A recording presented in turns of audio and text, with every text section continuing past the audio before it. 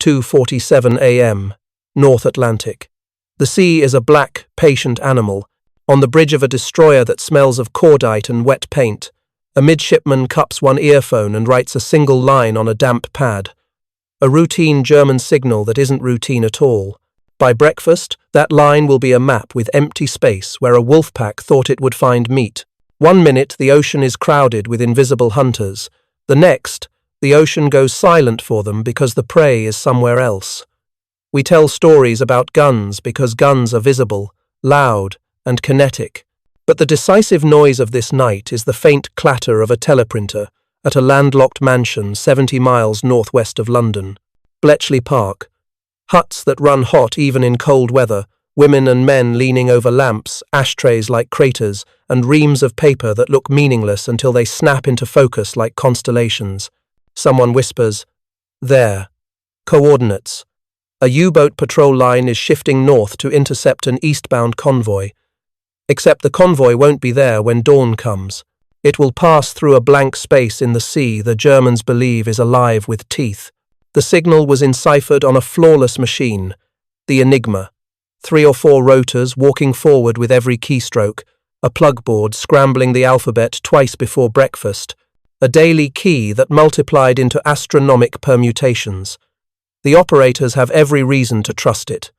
They lean into their headphones, speak in clipped phrases, and feel alone with their technological advantage. They do not know that in a brick stable at Bletchley, mathematicians are throwing steel and logic at those permutations until numbers behave like facts again.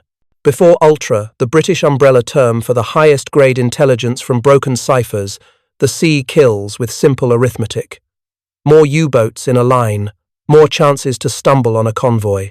Convoys are where the logistics of a global war become fragile seams. Food, fuel, aluminum, bauxite, rubber, aircraft subassemblies, and the dull, necessary stuff that wins wars the crates nobody puts on posters. An 8-ship loss in one night isn't a statistic. It's weeks of aircraft that won't be built, regiments that won't have fuel when orders change from hold to advance. Every torpedo finds a human consequence. With Ultra, something that looks like magic is simply better math. Contact probability collapses because routing is no longer blind. A convoy commander, who looks like he's only ever known rain and coffee, gets orders that make no theatrical sense to the men on deck: change course, hold speed, then cut through an empty horizon like a scalpel. He doesn't have the luxury of explaining that an intercepted signal said, "Patrol line, Grunland relocates." He doesn't say, "We're not brave tonight, we're invisible." On shore, the Western Approach's plotting room changes colour as grease pencils redraw the sea in real time. Intelligence from Huff-Duff bearings, high-frequency direction finding, layers onto ultra-decrypts. Radio nets that normally feel like static begin to arrange themselves into shapes. Where there is a cluster of short German transmissions, there will be submarines. Where there is an ultra-fix decoded content from those transmissions, there will be intention. Doctrine grows in the cracks between those two. Dawn. Somewhere to the north, a U-boat periscope lens collects a cold circle of light. The captain is squared to intercept a convoy that isn't there. He's furious in a way that has no address. He will write in his war diary that Admiralty reconnaissance is uncanny, or that the convoy turned because of a trawler's sighting, or that the weather is cursed. He cannot write the truth, that his coded comfort was read in Buckinghamshire before his batteries had finished charging. The immediate effect is not cinematic. Nothing explodes because nothing meets. The invisible winds look like nothing at all, no smoke columns, no lifeboats drifting in oily wakes. But the ledger moves. If you cut convoy losses by a quarter across a season, it doesn't feel like victory on a given day. It feels like factories that don't run out of Canadian wheat in January, destroyer escorts that aren't diverted to pick up survivors in March, and airframes that do get their engines in June. Logistics are stubborn. Spare them at sea and they arrive at railheads where history actually turns. Mid-1941 is an awkward hinge in the Battle of the Atlantic.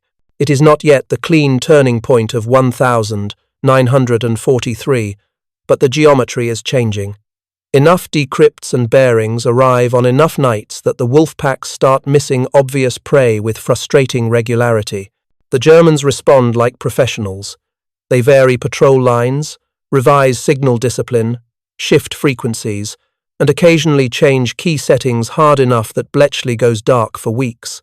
Each time the lights come back on, Allied routing takes a longer, surer step away from a guess. And there is something else the numbers never fully account for: morale. The feeling among convoy commodores that the sea is not an indifferent coin flip anymore. The knowledge among U-boat crews that something inexplicable is occasionally stalking them back.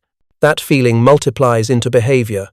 One side gets bolder in reaffirming the convoy system, the other becomes more cautious, then alternately reckless and paranoid, then sometimes so careful they miss chances. Strategy is just the sum of a million small choices people make when they think they understand the world. Back in the hut, a bomb slows with the contented whine of electric motors completing useful work. The machine didn't deliver a sentence so much as an alphabet restored to order. Human readers turned that order into a decision, and the decision into a morning without death. It is a strange way to win a war. By producing absence, by keeping stories from happening. The camera pulls up and out. What you see from altitude is modest. A convoy steaming into blankness, a patrol line slicing empty water, and behind them both a country that can afford to keep fighting. This is the silent hinge of the war at sea, when information began to throttle chance. Guns kill ships, intelligence cancels battles. On nights like this one, the Atlantic didn't get safer because Allied sailors became braver. It went quiet because the Germans sailed to where math said the ships would be, and math lied to them on purpose. Cambridge. Late 1930 seconds. A young mathematician with the habit of thinking while running, clothes slightly out of step, asks the oldest question in cryptology with a new temperament. Not, can an enigma be solved? But, how cheaply can we force it to confess? Alan Turing is never a lone wizard. This story doesn't work without the Polish cryptanalysts who already bloodied the machine, but he is the one who builds a reliable factory for turning guesswork into ground truth. He does not kill U-boats directly, he kills their illusions.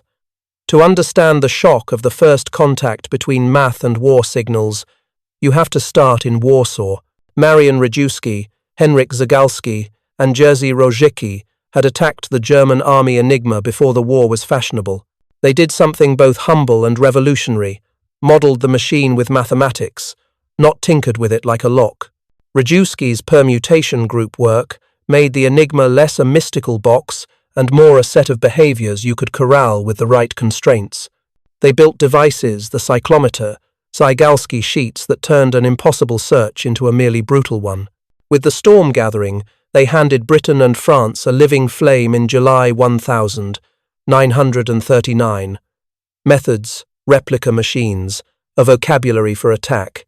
Britain had the industrial scale, the communications infrastructure, and critically the appetite to operationalize what Poland had started.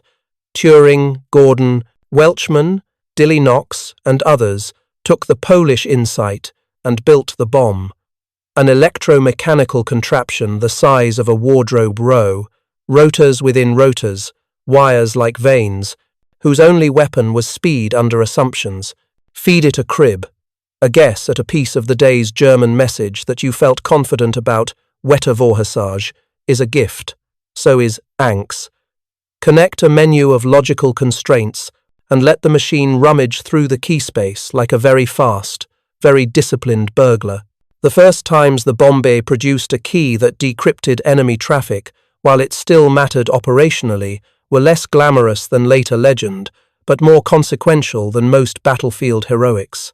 A Luftwaffe signal that revealed an airfield's planning rhythm helped RAF controllers put hurricanes where Stukas wanted to be, 5 minutes earlier than physics alone would have allowed. A Kriegsmarine instruction that repositioned a patrol line allowed a British convoy planner to lay a route that looked foolish on paper and provident at sea. Turing and Welchman didn't write those instructions. They built a machine that let a clerk's angst turn into a day's worth of sovereignty over chance. The The first time a naval officer realized something deep had shifted, he was staring at a convoy plot that somehow bent threats around his ships without needing extra guns. Luck is what you call intelligence when you can't admit to having it. The Admiralty could not yet openly confess to Ultra's existence to many of those who used it. It could only tilt decisions toward life. In the Battle of Britain, where minutes were victories, decrypts helped controllers decide which squadron went up and which stood down. In the expanding Battle of the Atlantic, where days were the relevant unit of mercy, decrypts sculpted whole routes.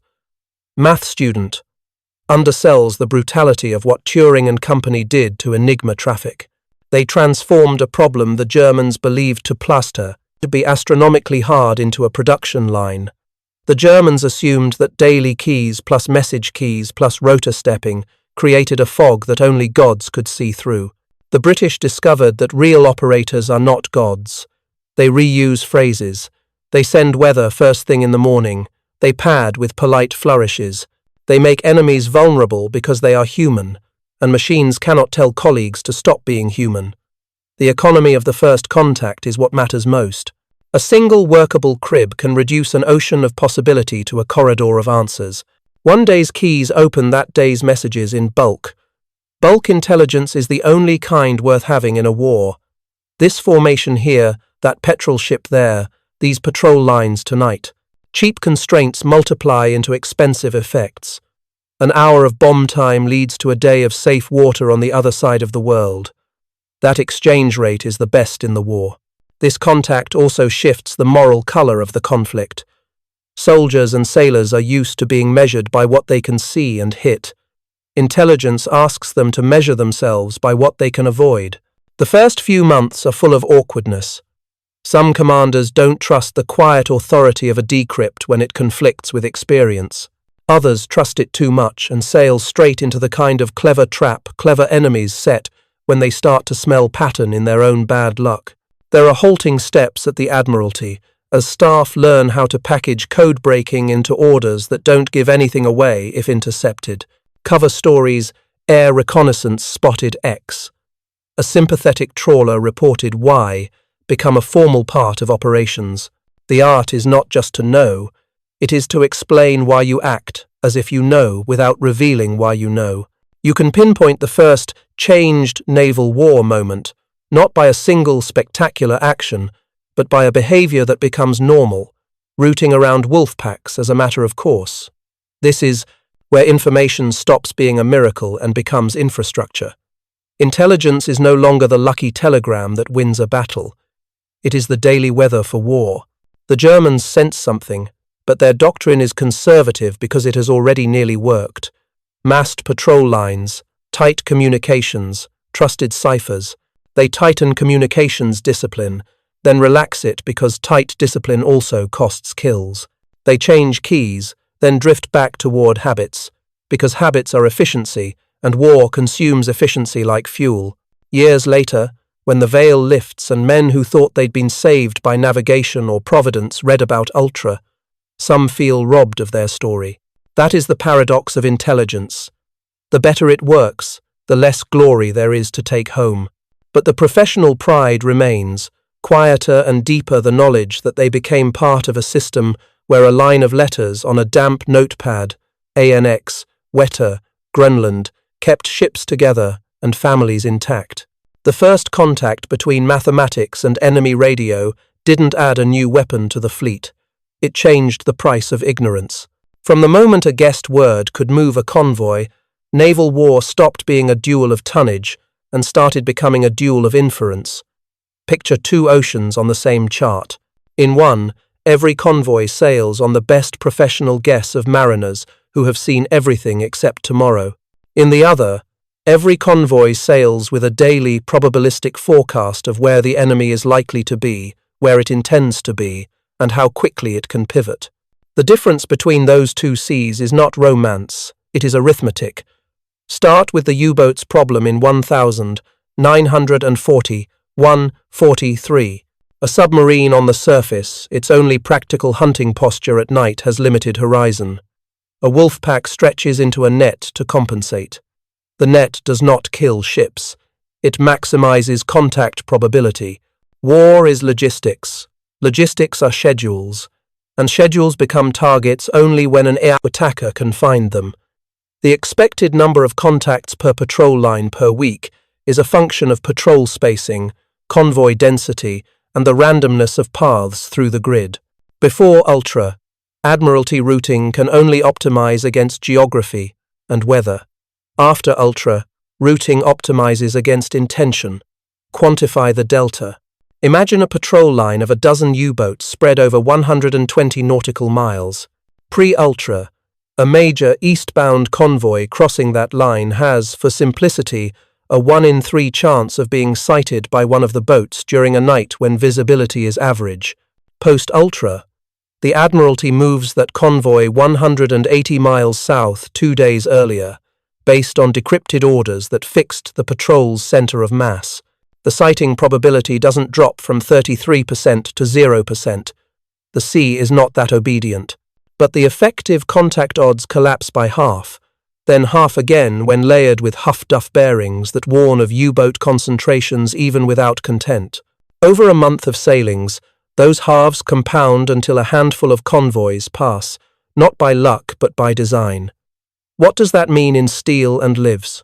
If a typical convoy is 40 ships and a typical successful wolfpack attack, once contact is made, yields 5-10 ships sunk or damaged across 2 nights, then shaving even 1 successful contact per week across the Atlantic lanes equates to hundreds of thousands of tons preserved over a season.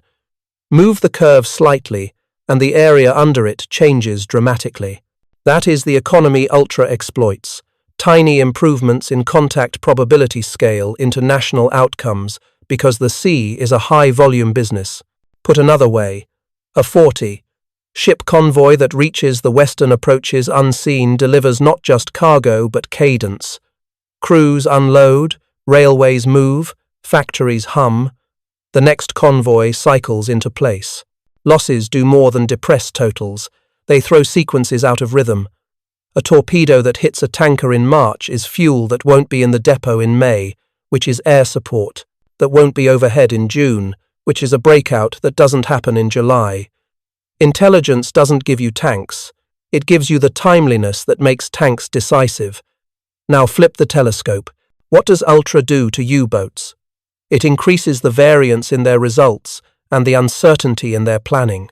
A patrol line that arrives to an empty patch of ocean loses fuel, and time 2 currencies donits cannot print. Crews begin to suspect that chance is biased against them, the same way Allied crews had felt the ocean was haunted by German luck in 1940. Doctrine creaks. Should they signal less to avoid direction finding? Less signaling means slower massing and fewer coordinated attacks. Should they widen patrol spacing to catch convoys that zig? Wider spacing reduces mutual support when an attack actually lands. Every adaptation comes with opportunity cost, and intelligence is a tax that makes every choice poorer. Guns, more escorts, more depth charges matter enormously, but they have diminishing returns when used in ignorance. Another gun on a destroyer contributes only when that destroyer is near the contact. A good routings officer armed with Ultra can ensure the destroyer is near fewer contacts because there are fewer contacts to be near. This is not to romance intelligence over ordnance. It is to insist on their order. First, don't be found. Only when you're found do you ask your guns to be good. Look at the Atlantic in 1943, often described as the turning point. Yes, centimetric radar, huff-duff on escorts, escort carriers, and lee lights all bend the curve. But the orchestration, the decision about where to place scarce killers and scarce planes rides on intelligence. The killing math is synergy. Ultra tells you where to hunt. Radar tells you how to spot. Guns and depth charges tell you how to finish. Remove the first step, and the rest work less often, at higher cost. This is also where code breaking beats any single wonder weapon. In return on investment. A new frigate class takes a year to build and burns fuel every day of its life. A new bomb takes a month to copy and burns electricity while turning letters into geography. Each successful day's keys unlock a pile of traffic for the rest of the day. The marginal utility of the next decrypt is additive in a way the next gun cannot be, and because the ocean is an economy of scale, a small, reliable improvement in information quality pays out across thousands of ship days. The Germans are not stupid. They sense a pattern that shouldn't exist. Convoys behaving like they can smell wolf packs, U-boats arriving a day late to where convoys were supposed to be. They invest in radio silence drills, change indicator procedures, and eventually in 1942 introduce a four-rotor Enigma, the M4, for U-boats, which plunges Bletchley into darkness for months. Ultra's curve flattens, contacts increase, losses grow teeth again. There's your negative control. Remove code breaking and the killing math reverts to favoring the hunter. When Bletchley claws its way back through engineering, luck, captures of key material from weather ships and submarines, Allied routing regains its edge. The graph doesn't lie. There is a human dimension to this accounting. Intelligence is generated by people who will never see the sea they shape. Trends at bomb consoles. Eyes grainy at 3 a.m. Linguists who polish rough decrypts into actionable text. Duty officers who decide what to ask for next. They produce quieter mornings for merchant sailors who don't know their names, who will grumble about absurd course changes, who will sleep through a night that might have been their last. The killing math runs on respect. Respect for the fact that the most heroic thing you can do for a sailor is to make him unnecessary as a hero. The counter-argument that men with guns and the courage to use them deserve the credit has truth in it. Convoys that are found still need to fight through, and too many did. But if your goal is to save ships rather than avenge them, you prioritize the upstream step. Intelligence is the preventive medicine of war at sea. Guns are the surgery.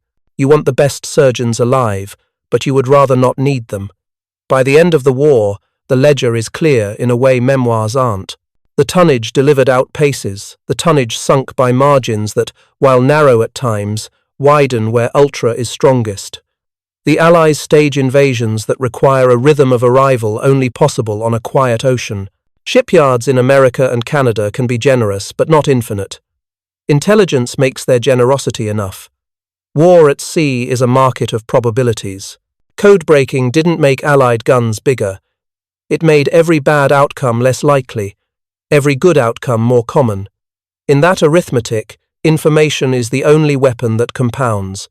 There's nothing heroic about the front gate at Bletchley Park, a requisitioned Victorian estate, a lake that looks ornamental even in winter, huts that are always too warm or too cold, and corridors that smell of oil, sweat, and damp wool. Inside, a civilization exists whose currency is clarity. The sign on the door might as well read, "Abandon hope, all ye who love tidy hours. Keep your secrets, or you break us all." The idea that wins here is not a single spark, but a compact among disciplines. It starts with the Polish insight. Machines are not magic. They are patterns pretending to be magic. Marian Rejewski's group theory makes Enigma's wiring a set of equations. Zygalski's perforated sheets turn a theoretical attack into a physical process. Jerzy Rojicki's contributions round out a culture where cleverness and procedure are the same thing.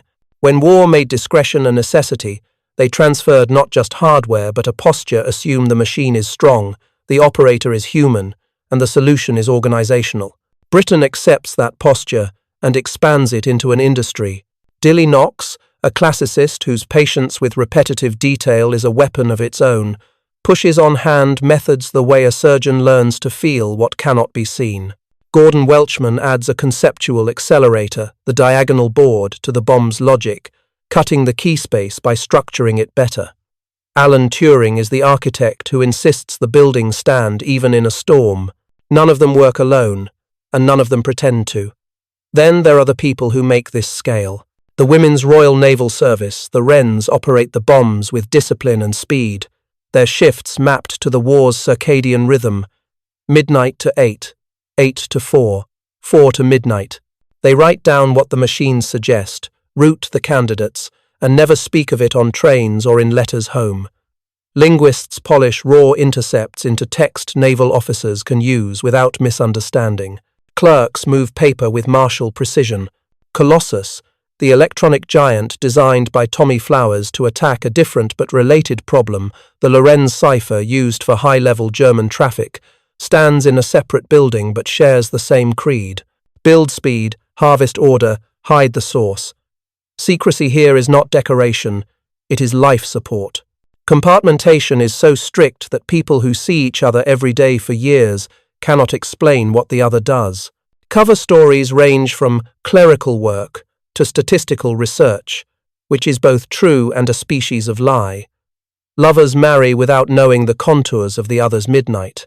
It is a peculiar intimacy to keep a nation's secrets with someone whose secrets you also keep from yourself. The work is both mind-crushing and ecstatic.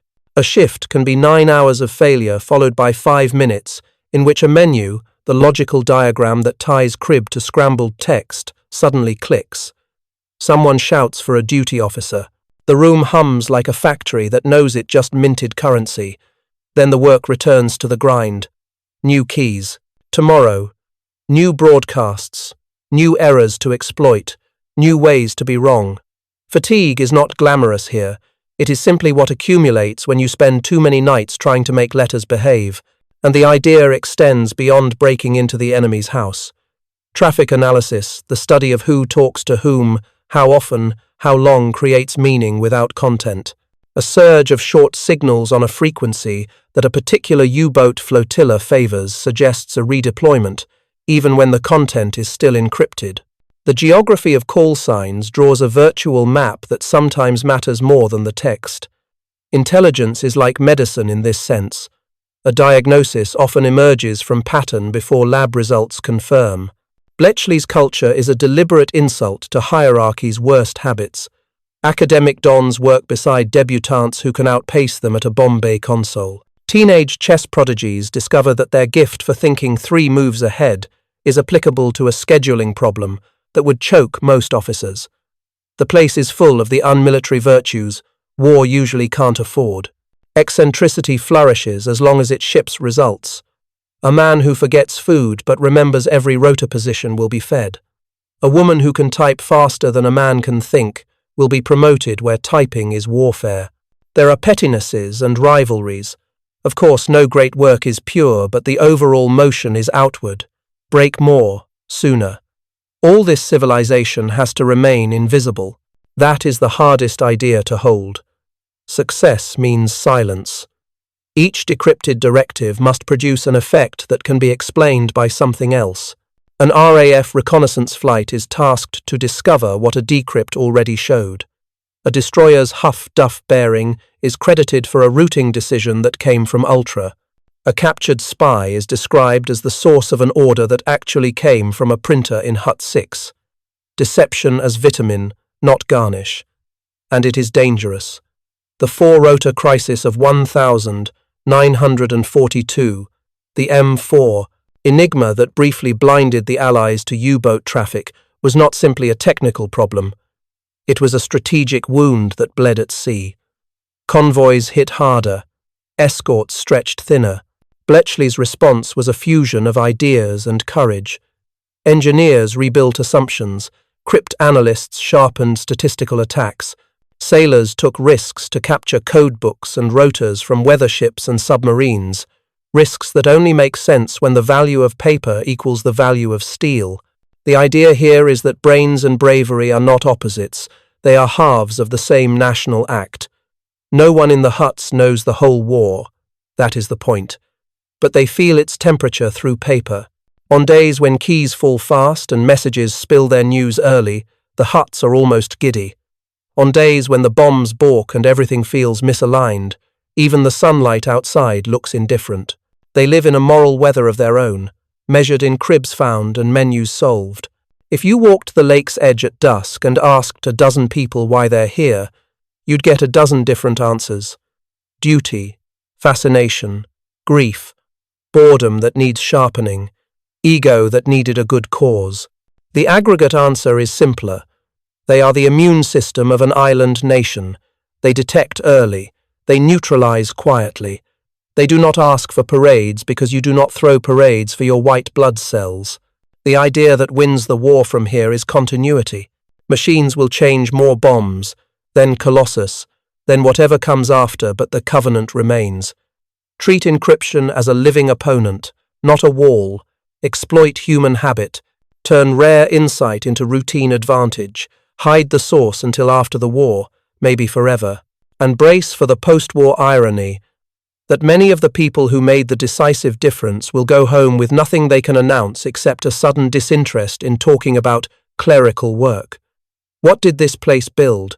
Finally, not just decrypts, it built doctrine for a century in which signals will be the bloodstream of state power. It taught navies to think of information as seaworthiness. It taught air forces to time sorties to someone else's intentions. It taught armies that radio discipline can kill without a shot being fired. And it taught governments that the most dangerous thing about a secret isn't losing it, it's letting the enemy suspect you ever had it. Bletchley Park wasn't a mansion full of geniuses. It was a machine for converting human habit into Allied time. The people here didn't outmuscle the enemy. They organized his certainty and made his best plans arrive late. 5:12 a.m. Hut 11 amperes. The bomb's motors start as a low cough and then settle into a steady, hungry whir. A wren taps a pencil against her knuckle and watches the drum faces blur. It is the sound of a factory making seconds. Outside, frost paints the grass. Inside, air smells of warm varnish and metal. On a clipboard is a single English word, suspected crib, connected by a hard pencil web of lines, letters and arrows to a German text fragment that won't stop being stubborn. The machine does not know what a ship is or what a convoy means. It knows only that logic has consequences, and that if you push those consequences fast enough, they become geography. If you strip the bomb to its bones, it is an argument built of copper and patience. Enigma's genius is to turn each typed letter into a different substitution via rotor stepping, then re-scramble through a plugboard. That makes a brute force attack suicidal. The key space on paper is astronomical, and the key changes every day. The Polish insight was that you don't fight the full space, you fight the parts humans accidentally make small. The British improvement was to automate that fight, so you could win it before the messages went stale. Enter the bomb not a single machine but an evolving species. Imagine banks of rotating drums standing in for Enigma rotors, interconnected through wiring looms that embody logical constraints. Feed in a menu a diagrammatic map of how an assumed plaintext fragment might flow through an Enigma with unknown settings and set the machine to run. The electrical circuits slam shut and open across thousands of hypothetical wirings per minute, and each time a contradiction appears, say letter A, would have to map to both Q and M, the circuit aborts that branch instantly.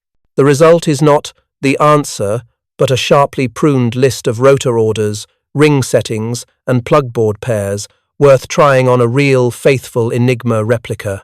The machine turns hours of hand reasoning into minutes of mechanical elimination. The crucial accelerant is Gordon Welchman's diagonal board, a physical recognition that Enigma's plugboard constraints propagate not just forward but across. In practice, that meant more eliminations, faster. Speed matters because radio lives on a clock. Signals today guide ships tonight. Signals tomorrow are history. Every improvement that shaved minutes was an artillery shell never fired, a torpedo that would miss because the ship was somewhere else. Then there is the other giant on the campus, Colossus. Different foe, different method, Lorenz, not Enigma. Teleprinter, not keyboard, but the same moral. The only thing faster than a trained mind is electricity. Designed under Tommy Flowers at the post office research station, Colossus made a leap into the electronic age with valves, vacuum tubes, driving logic at switch speeds that mechanical cams couldn't touch. It took in punch tape at blistering rates and ran statistical tests that gave cryptanalysts footholds on message keys. Where the bomb turned assumptive logic into settings, Colossus turned probabilistic hints into structure. Together, they changed time into a weapon. All this machinery had to do more than work, it had to survive war. The mechanical stresses inside a bomb are weirdly martial. Heat, vibration, duty cycles that would embarrass a factory. Components fail, rattles creep in. Skilled technicians, often women who learn to handle wrenches as if they were pens, nurse the machines like race mechanics. A faulty relay is not an inconvenience, it's a convoy sailing blind. Spare parts are routed with the same seriousness as aircraft components. Engineering here is not peacetime clean room elegance, it's trench repair in a tidy room. And then there's the human engineering, which is at least as difficult. Cribs do not fall from the sky. Operators and linguists have to sniff them out. The Germans help because all humans help the eavesdropper, eventually. They say "Anks," a formal sign-off, too often. They report weather with machine regularity. They use polite stock phrases. They repeat addresses. Each habit becomes a chisel stroke in a rock face. The team in Hut 6 will debate whether a fragment is strong enough to bet a bomb run on, whether the menu is tight enough to be worth hours of machine time that could be spent elsewhere. This rationing is as real as fuel rationing. It is arithmetic with ethics attached. The engineering challenge curls back around into doctrine. A working bomb is not the end, it is the start of a chain reaction. Once you have a day's keys, you unlock a day's traffic. That fire hose has to be translated, prioritized, cross-checked with direction finding and reconnaissance, and packaged into orders that won't betray the source. This is systems design on a national scale. The feedback loop is tight and unforgiving. If decrypts routinely lead to decisions that reveal foreknowledge, the Germans will smell the leak and change practices. So the engineers of secrecy design not only machines but also a choreography for their outputs, cover flights, fictitious scouts, lucky bearings that protects the golden goose. It is fashionable to talk about impossible engineering as a triumph of genius. Here it looks like genius, domesticated into procedure. The Huts standardize practices, training schedules are made, spare parts inventories are managed with ledger ruthlessness. New bombs come online, old ones get refurbished, the diagonal boards get wired better. Colossus learns new statistical tricks. The enemy's radio tells you when you are slipping because misses proliferate. The response is iterative, not a single charmed leap but 1,000 small correctives that together restore clarity. At the micro level, the work feels like compromises and craft. A wren times a run with her wristwatch and knows from the machine's tone whether a bearing will seize. A cryptanalyst chooses between a lush menu with beautiful logic and a scrawny one that will finish 10 minutes sooner. Sometimes the scrawny one wins wars. A duty officer triages 3 new decrypts and, with a knot in his stomach, sends one to naval intelligence and bins the other 2 in a different queue, because too much of a good thing is dangerous when time is short. Pull back. The impossible engineering is not simply mechanical, electrical, or mathematical, it is temporal. Ultra's core gift is not knowing, it is knowing in time. Machines buy time. Procedures preserve it. Doctrine spends it efficiently. And those 3 acts, buying, preserving, spending, must keep up with an enemy who changes the locks every midnight. The miracle at Bletchley was not a magical machine, but a disciplined conversion of electricity into minutes, and minutes into saved ships. In a war run by clocks, engineering that buys time is engineering that buys life. 11:35 p.m., a nondescript industrial floor somewhere in the Midlands. The night shift arrives like a tide, women with hair tied up, men with sleeves rolled, supervisors with clipboards, and a foreman who counts screws like they are sovereigns.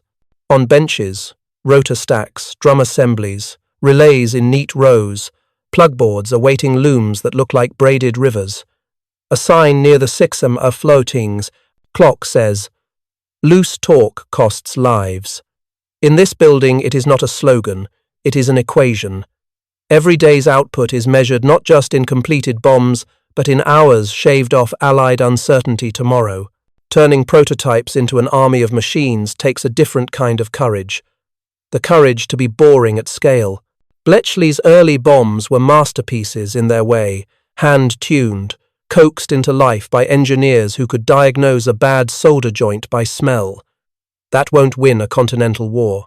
So the post office engineers and contracted firms break the machines into sub-assemblies that can be built in parallel.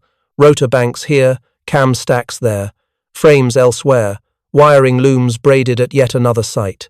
Standard parts lists bloom. Tolerances get written down as commandments. Fixtures appear on benches to ensure holes are drilled where holes must always be. The supply chain is a ghost. Deliveries are labelled vaguely electrical apparatus and trucked at night. Workers sign papers that turn talk into treason. Most never see a complete bomb. They touch a part, test a function, then watch it leave. Compartmentation at the factory mirrors compartmentation at the park. This is not paranoia, it is insurance. A single gossip at a pub, a single letter read by the wrong eyes, could turn a national advantage into junk overnight. Cost matters, but not the way civilian cost does. A bomb is expensive in copper and time. Colossus is expensive in valves and genius. Hours. The question isn't, can we afford it? But can we afford not to? Each machine is priced against convoys. If a single additional bomb's daily yield of candidate settings prevents even one successful U-boat interception each month, the arithmetic crushes any accountant's objections. War is politics as well as logistics, though, and so the program has to justify itself in a system where resources scream. Steel needed for escorts is also steel needed for frames. Skilled fitters needed for aircraft are also needed for wiring looms. The miracle is not that Bletchley gets what it wants, it's that it gets enough. Workforce is the other scale variable.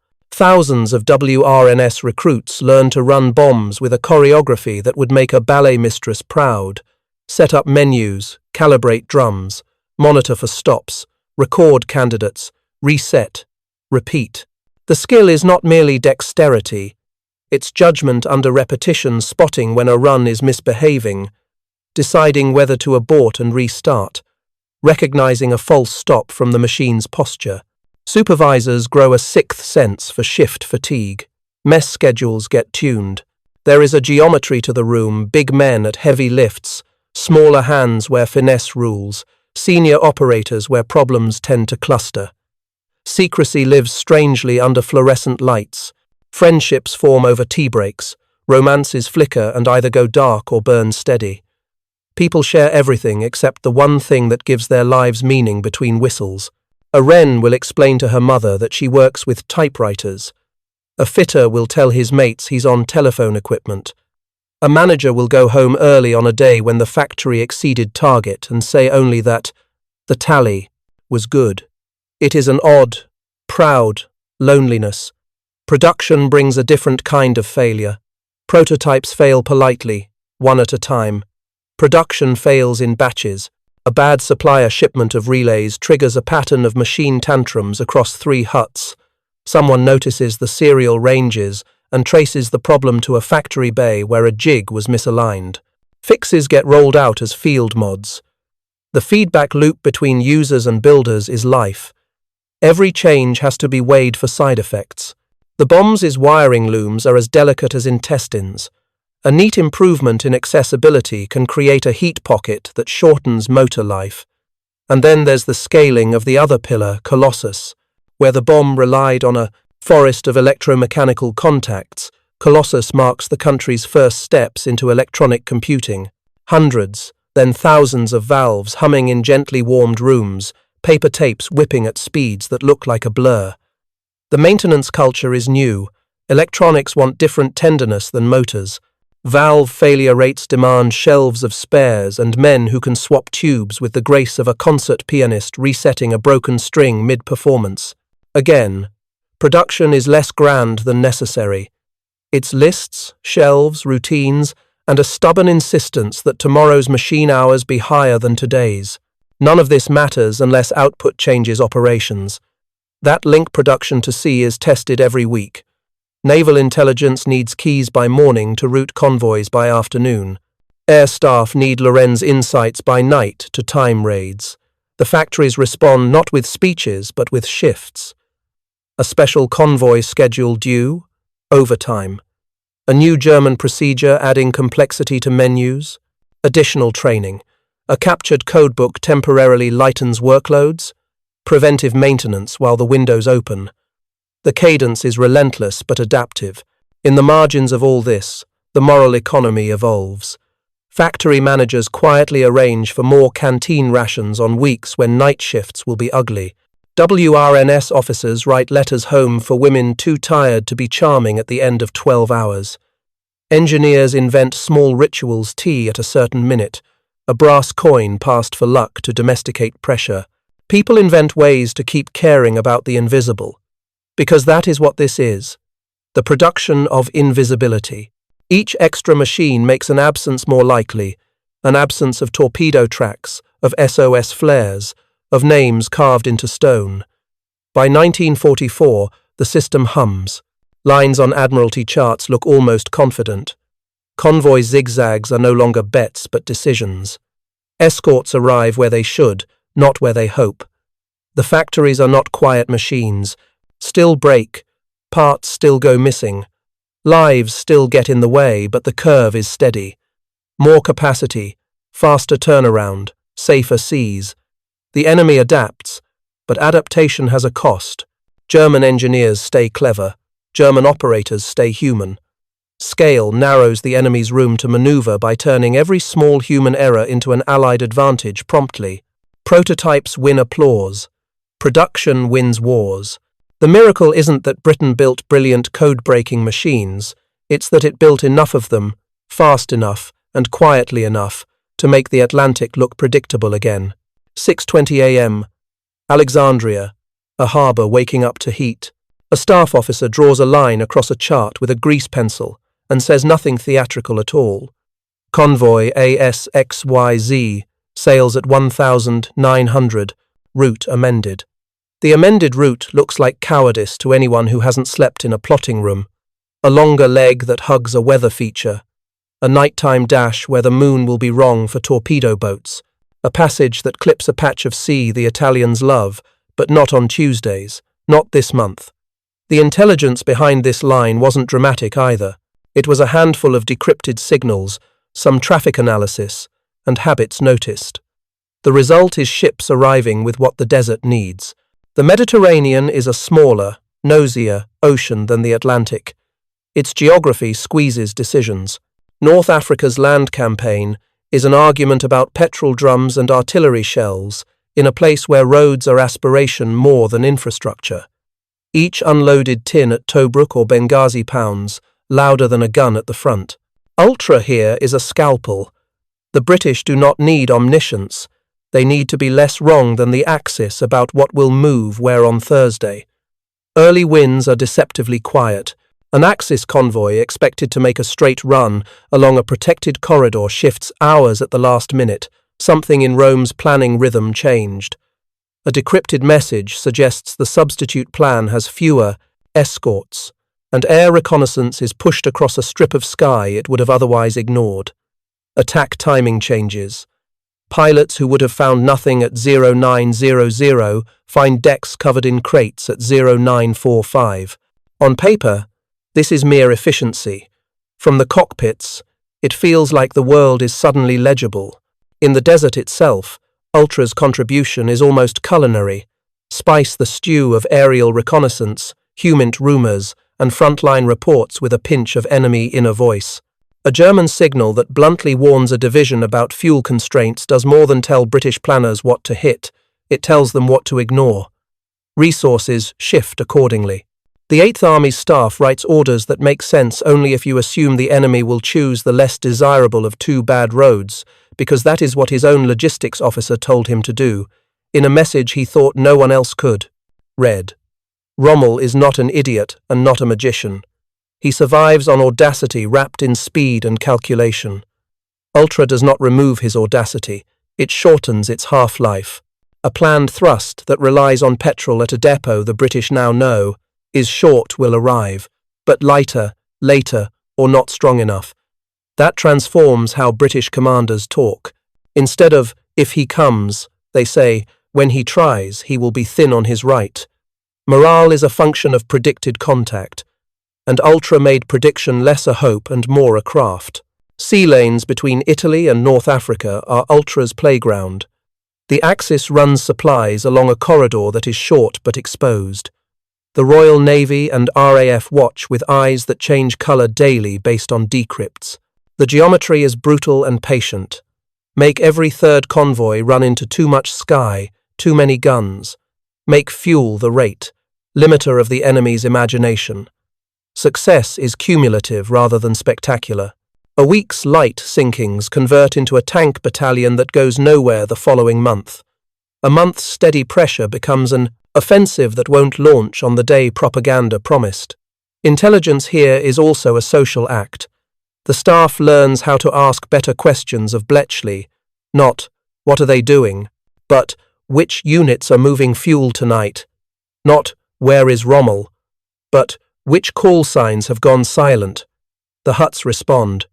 They refine watch lists. They find cribs that matter to the desert unit abbreviations, movement codes, procedural phrases unique to Italian signals. The loop shortens. Timing improves. The planes fly where decrypts tell them to. The sea becomes a calendar allies can influence. And Italians? They are not just bystanders. Their ciphers and habits vary in toughness. Some periods are tight, others leakier. Where the Germans are doctrinally rigid about radio, Italian practice is more human, more personalized. That gives the eavesdropper texture to grip. Italian naval signals about routing, often sent with less paranoia than their German counterparts, fill in shadows around the more secure traffic. In intelligence work, the second best source often makes the best sense of the first best one. Friction remains. Misreads happen. A decrypted plan that sounded like a sure thing dissolves under weather. A report too precise risks an action too sharp one. The enemy can only explain by conceding that someone listened. British commanders learn restraint as a weapon. Let a few convoys pass to protect the cover. Take the right ones with an appetite the enemy can chalk up to air patrols rather than geography read by ghosts. This discipline is grown, not innate. In early months, the temptation to act on everything is strong. Later, the staff acts on enough. By late 1942, as the theatre's fortunes pivot, Ultra's effect is blended into a larger symphony American industrial power arriving, Allied air superiority grinding, the Axis stretched thin by the east, but the Mediterranean remains the sharpest classroom for intelligence as logistics. Each successful interdiction is less a thrill than a subtraction. A petrol state that expires before dawn, a planned artillery barrage that doesn't happen, a retreat that starts 2 days early because the unit's larder is low. History remembers battles by names, the desert remembers them by tonnage. In North Africa and the Med, Ultra wasn't thunder, it was dehydration. It didn't win by spectacle. It won by making the enemy thirst sooner than his plans expected. 1:03 a.m. Western approaches. The big room hums. Plotters move pins with the unshowy grace of experts. A controller tilts his head to catch 2 voices at once, the escort group off to starboard, requesting a bearing check, and a liaison officer from air making a case for a night sweep another 100 miles west. On a side table sits a folder stamped with a colour that isn't discussed in pubs. Inside, the day's decrypts, the ones that matter. Outside, ships with names their families can say out loud.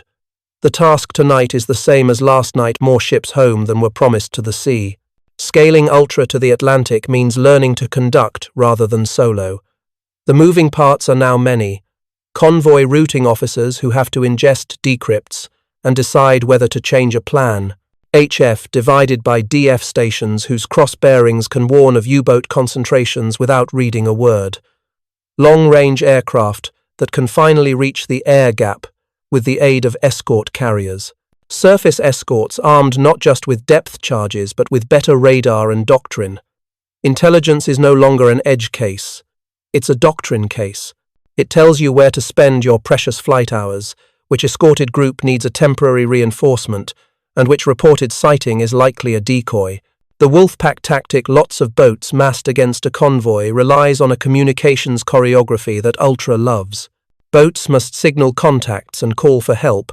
Controllers must coordinate from shore. Boats must adjust their courses to create a gauntlet rather than a scatter. Every step emits radio. Every radio has a personality. Every personality can be reduced to patterns with enough nights of listening. Even when content is dark during those months when M4 blinds, the room traffic analysis draws a ghost map that keeps convoys away from likely kills. When content returns, keys recovered, methods updated, the map fills with color. The Admiralty's genius becomes managerial, knowing when to trust intelligence and when to trust weather, when to be bold and when to be apparently timid, how to protect sources without overprotecting pride. Commanders who grew up gut-led learn to root by numbers without losing their nerve. A convoy's diversion looks meek until you mark the last 3 places a wolf pack actually was. Then it looks like authority. Escort captains accustomed to charging contacts are taught a new patience hold until the bearing is confirmed. Let the aircraft herd strike when the geometry is right. Ultra disciplines aggression into effectiveness. Escort carriers and very long range (VLR) aircraft change the texture of nights. Intelligence tells them where to look, radar and lee lights tell them what to hit, depth charges and hedgehogs tell them how to finish the sentence. A night that would have been a slaughter in 1941 becomes a hunting expedition in 1943. Aircraft nudge a surfaced U-boat toward an escort screen, which pins and prosecutes until oil blooms and wood floats. These kills are not just tally marks, they are vaccines. Each sunk boat is a patrol line that will never form, an attack that will never materialize, a convoy that won't have widows. Scaling up also creates new risks. The temptation to act on ultra so precisely that the enemy cannot attribute Allied luck to anything else. The British answer runs on discipline and theatre. Task a reconnaissance flight to blunder into the right grid square. Route a trawler to report a periscope. Publish a cover story in a post-action report that credits bearings and weather. This isn't deceit for its own sake. It's the tax you pay to keep your advantage compounding. The Germans change procedures occasionally regardless. When they do, the room goes dim, and everyone remembers how cold the ocean can get in statistics. Doctrine crystallizes. Convoys are mandatory, not optional. Stragglers are sins, not eccentricities. Escort groups learn to fight as teams, not heroes. Air and sea coordination is no longer ad hoc but scheduled like surgery. Intelligence tasks are written as orders, not suggestions, based on intercepts. Reroute on XXX south of 51 degrees by 120 nanometers between longitudes A and B. A sentence like that looks bureaucratic until you overlay dots for lives that didn't end. The German side feels the scaling as a fog that thickens. Crews grumble that convoys always slip. Commanders write reports that oscillate between complaining about air coverage and saluting Allied cunning. Technicians recommend radio silence regimes that sound elegant on paper and catastrophic in practice. No coordination, fewer massed attacks, less killing. Dönitz is caught between doctrine that worked and a world that changed underneath it. He adapts snorkels, new tactics, hopes for new weapons, but adaptation arrives slower than Allied integration. When the Atlantic finally tilts, it does so unspectacularly. Turn a graph on its axis and the line bends. U-boat sinkings up, successful attacks down, convoy losses trending toward tolerable. There are still bitter nights, still convoys that have names the staff will not say without a swallow, but the system holds and improves. It is no single invention and no single hero. It is scale behaving like grace. The best proof of success is monotony. Plots that were chaos become routine. Planners talk in weeks rather than nights. Factories far inland feel the steadiness as machines they built keep receiving the steel that feeds them. The ocean, which was an adversary masquerading as geography, becomes geography again. Men on merchantmen go back to worrying about boredom and coffee. It is a strange, precious demotion from central character to background. Of course, the enemy still has teeth. Single boats get lucky, storms splinter escorts, mistakes happen, fatigue kills. The ocean never forgets your arrogance. Ultra doesn't abolish risk, it prices it. And when price is fair, the empire of chance shrinks to where a nation can afford it. Scaling up intelligence is not a story you can tell with explosions. It is a distributor's story of inputs synchronized and outputs reliable. It is the kind of story that makes generals impatient and treasuries nervous until the shipping tonnage graphs make them believers. It is also a story with a moral that survives peace. That the more complex the theater, the more victory looks like administration. In the Atlantic, Ultra matured from a trick into a system. The Allies didn't just listen better. They learned how to steer a whole ocean with information gently, daily, decisively. 10 hours, Bay of Biscay. A German radio operator folds a message pad with priestly neatness. Redeploy 2 boats, discipline strict. He trusts the cipher that has mothered his career. He cannot know that his confidence is the seam the enemy keeps picking. The Kriegsmarine's faith in Enigma is doctrinal, not naive. Strong machine, rigid procedures, punish sloppiness. When convoys begin slipping nets, the first explanations are dignified, one's better. Allied reconnaissance, chatty neutrals, fickle weather. Because these are sometimes true, they become reassuring. Pride edits probability. But patterns accumulate. Wolfpacks arrive late to emptiness. Boats surface beneath patrol planes that should be elsewhere. Berlin orders shorter messages, fewer crutches, tighter key practice. For a season, Bletchley's fingers lose purchase, cribs thin. The British answer is not despair, but math and persistence. Operators remain human at 3 polite closings. Weather rituals, a phrase reused. Each lapse is small. Scale makes it fatal. Sometimes the weakness isn't habit but capture. Boarding parties hit weather trawlers and damaged boats. Wet paper saves dry ships. A set of rotors or a codebook drags daylight back into the huts. These episodes read like miracles because they were minutes against scuttling charges, nerves against cold. Public summaries later credit luck or radar. The real story is foresight guided by other decrypts to the ripest targets. Even when the Germans suspect compromise, the cure is hard. Changing ciphers mid-war touches supply chains, training, manuals and morale. Paralysis lurks. So High Command chooses partial remedies that feel responsible. New rotor here, stricter drill there while leaving the deeper vulnerability intact. Meanwhile, Allied deception tends the ambiguity garden. Lucky bearings, visible reconnaissance, cover stories in post-action reports. Multiple plausible causes keep any single terrible one from being believed. German bright spots arrive. The M4 U-boat Enigma blinds Bletchley in 1942, restoring honest danger. Confidence returns, so do human habits. Once keys and methods catch up, Ultra resumes its bias against contact. Misreading is also psychological. Crews invent reasons a bad patrol must be followed by a good one. Staff papers prefer variance over systemic tilt. Pride becomes armor, and armor becomes a mask. Capture tales close like parables. A codebook frozen to a hand, a device hauled from a flooding cabin. Moral, strong machines don't forgive tired men. The British have their own versions. Fatigue is universal. What the Germans misread most was conceptual. They framed the Atlantic as a duel of metal and nerve.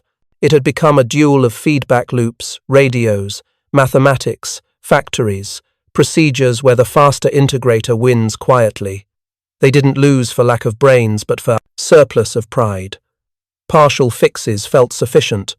Plausible stories felt complete. Ultra read their traffic, and their reluctance to change. 3:31 a.m. Hut 6. Air hot, windows stubborn, a Wren's pencil ticking time. She is 20 and permanently tired. The machine hums. Secrecy hums louder. Ultra's hidden price is hours. Shifts run when the enemy flips keys midnight is literal. Fatigue becomes weather. Swollen feet, short tempers, romances rationed by trains. Compartmentation saves the work and isolates the workers. You tell family you do clerical tasks and learn to carry pride with the safety valve welded shut. Gender and class bite. Women operate, analyze, and lead. Results force respect faster than manners do. The miracle isn't perfect equality, it's a professionalism that makes equality practical. In the field, men board stubborn ships for papers no one will acknowledge. Some die for victories that must be credited to air patrols. Many never hear the word ultra. They live by its outputs. Moral injury takes administrative shape. Duty officers decide which decrypts become action now and which must be sat on to protect the source. Letting a small convoy pass to preserve cover for a larger one is rational and scarring. The ledger can be right while your chest stays heavy. After the war, recognition lags. Skills built in blackout rooms find few peacetime job titles. Honors skew toward visible heroics. It's not malice, just inertia. Still, inertia feels like ingratitude when your youth ran on coffee and silence. Doctrine's human bruise. Admirals trained on steel and nerve learn to trust traffic analysis. Careers bend with the curve. On the Axis side, radio operators live between two terrors: speak and be found, be silent and be useless. Everyone is tired. Everyone fears being the reason. Secrecy's residue persists. Families fill gaps with myths. Historians later clean the record, cautiously. When the veil lifts, joy mixes with anger. We could have told this better, sooner. Yet something gentle remains. Friendships forged under pressure become lifelong. Habits of checklists, rehearsals, and intolerance for sloppy language migrate into peacetime safety. The culture of ultra seeds the culture of reliability. Ultra's win was bought with fatigue, secrecy, and deliberately missed chances recognition deferred so outcomes could arrive. It asked ordinary people for inhuman steadiness, then asked them not to mention it. 9. Post-war lecture room.